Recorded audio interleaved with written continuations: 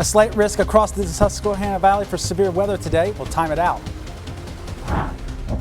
An early morning row home fire in Harrisburg leaves 8 people homeless. What collapsed during the fire? I'm Rachel Hersheimer at the White House with how Iran's threats to global oil shipments could impact the price you pay at the pump. WGAL News 8 at noon starts now. Good afternoon. I'm Susan Shapiro. The storm team has made today an impact day because of severe thunderstorms. Here's meteorologist Mike Susko. Thank you, Susan, and good afternoon, everyone. That's right. Scattered strong to severe thunderstorms are looking likely this afternoon here. The entire Susquehanna Valley under a level 2 out of 5 risk for these storms. This risk actually has expanded to the east as we went throughout the morning.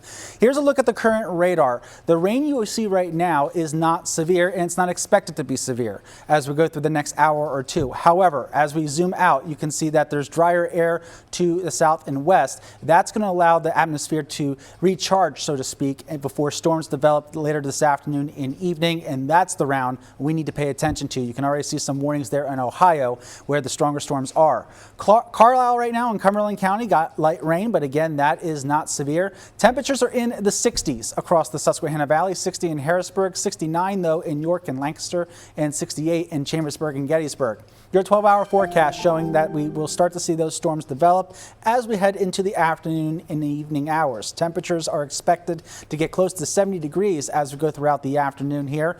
And then once we get past the 9 o'clock hour, that is when the severe weather threat will come to an end. But what can we expect with those storms if they in fact do develop? What will they produce?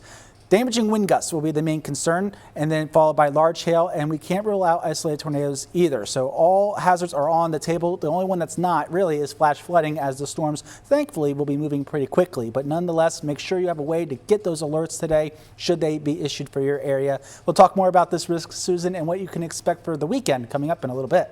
All right, thank you. And of course, stay with News 8, the storm team, on air and online throughout the day. We'll keep you updated on any watches or warnings. And remember, you can look at radar anytime, anywhere on the WGAL app. Breaking news, a van driver is in Secret Service custody at this hour after driving through a barricade this morning outside the White House. News 8's Rachel Hersheimer is near the scene. We are about 500 feet away from the White House after D.C. police say someone driving a van tried to drive through this barricade. It is unclear why exactly someone attempted to do that. At this point, it is all under investigation. D.C. police have confirmed that the driver of the van was not injured. They were apprehended. And at this point, all of this is now under investigation. In Washington, I'm Rachel Hersheimer. New at noon, the school district of Lancaster is considering a resolution to furlough employees for the 2026-27 school year to address a nearly $10 million budget deficit from last school year. The school board reviewed a resolution last night of intent to furlough the employees, but did not give an exact number of employees. Pennsylvania school code requires that a board adopt a resolution of intent to furlough employees in the following fiscal year, no later than 60 days prior to the final adoption of the budget. The board noted it has a strong desire to ultimately not have to implement some or all of the furloughs proposed. The board will likely vote on the resolution at its public meeting where people can comment next Tuesday. A row home fire early this morning in Harrisburg forced 8 people out of their homes. Firefighters say a balcony collapsed during the fire at the corner of Susquehanna and Cumberland Streets. No one was hurt and all pets are safe. The cause of the fire is under investigation. The Greater York Professional Firefighters Union is circulating a petition highlighting a staffing shortage at York Area United Fire and Rescue. The agency, with professional and volunteers, serves Spring Garden, Spring Garden, and Manchester Townships. The union says Spring Garden Township stations are understaffed by 7 firefighters, and Spring Township and Manchester Township stations are understaffed by 4 firefighters. It says these levels can lead to delays and more danger for victims, firefighters, and more property loss. They're calling on local governments to increase the number of firefighters per shift. Harrisburg City Council has now confirmed Gloria Martin Roberts as the Director of Economic Development and Building and Housing Development. after some back and forth with the mayor. City Council had filed a motion Friday to hold Mayor Wanda Williams in contempt of court, accusing her of violating a deal to resolve a lawsuit over the defunding of some of the mayor's staff, including Martin Roberts. Mayor Williams is no longer violating that agreement. I did not apply for this job. I was asked to come here by the mayor. The mayor knows my background. We served on city council. We served on the elected school board. So she's very familiar with my background, my skills, my abilities.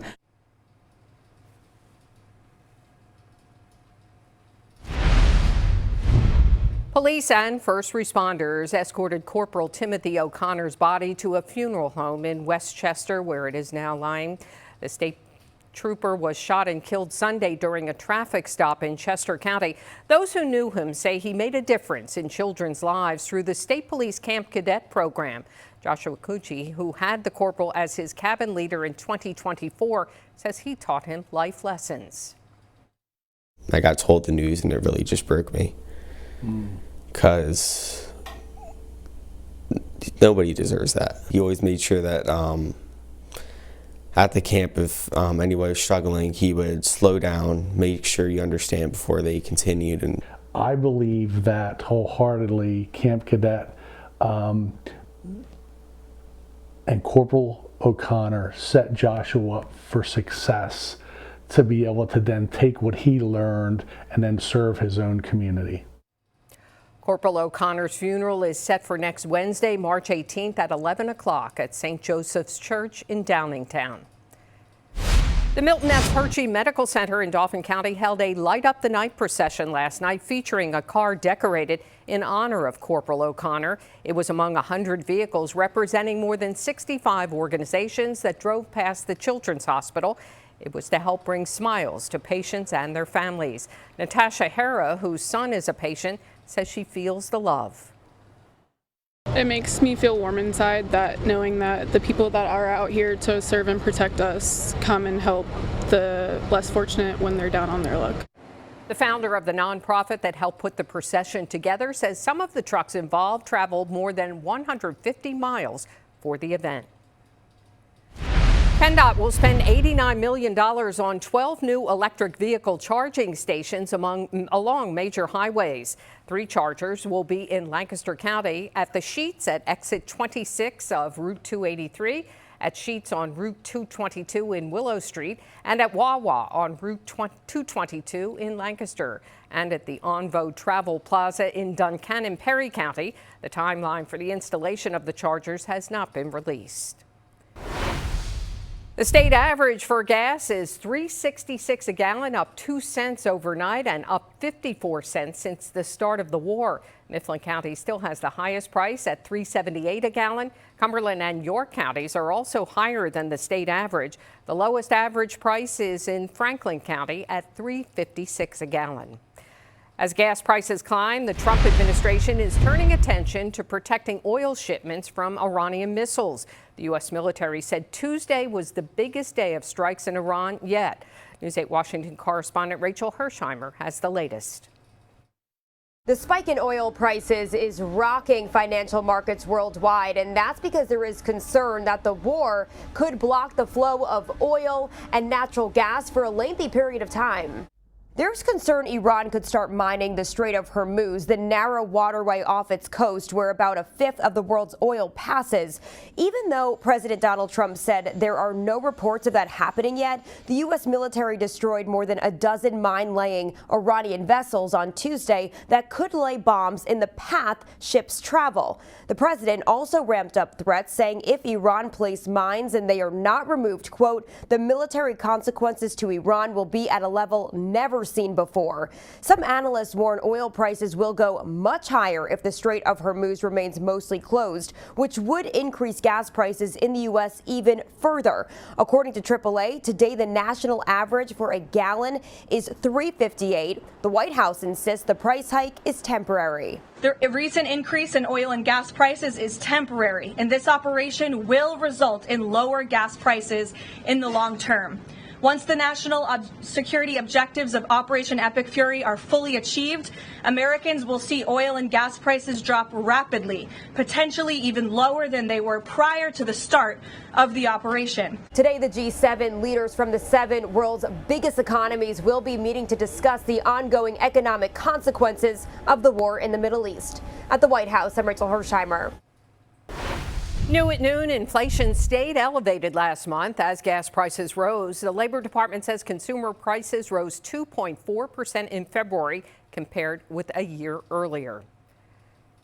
And checking Wall Street, down across the board at this hour. The Dow is down more than 476 points. The Nasdaq is off about 50.5, and the S&P is down about 30.5.